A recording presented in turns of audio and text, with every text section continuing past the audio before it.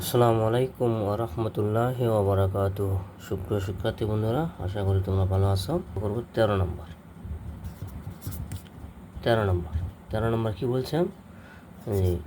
2a minus 3b 3a minus 2b, sorry এটা plus 2b।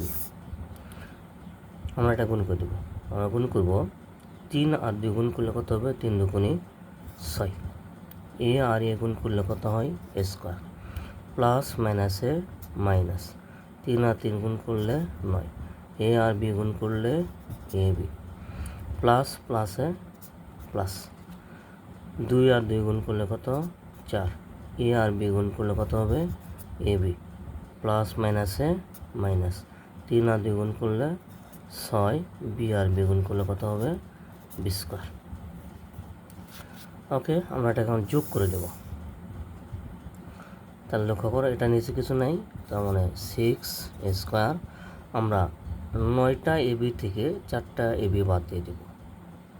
তাহলে যেহেতু 9-এর আগে মাইনাস চিহ্ন, 4-এর আগে প্লাস চিহ্ন, তাহলে বড় সংখ্যার আগে যোগ বিয়োগের সময় বড় সংখ্যার আগে যে চিহ্ন থাকে সেই চিহ্ন নিচে কাউন্ট করতে হয়। তাহলে 9 থেকে 4 বাদ দিলে কত? 5। 5 এবি মাইনাস 6 বি স্কোয়ার। এটা আমাদের অ্যান্সার। 14 নম্বর কি বলছে?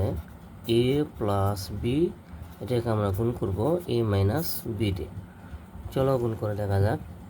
এ গুণ করলে কত হবে? A square. প্লাস প্লাসে প্লাস, এ আর বি গুণ করলে এ বি। মাইনাস প্লাসে মাইনাস, এ আর বি গুণ করলে এ বি। মাইনাস প্লাসে মাইনাস, বি আর বি গুণ করলে কত হবে? B square.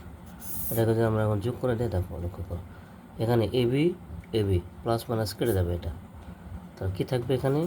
এ স্কোয়ার মাইনাস বি স্কোয়ার। এটা আমাদের অ্যান্সার। ওকে, আশা করি তোমরা বুঝতে পেরেছো। ধন্যবাদ।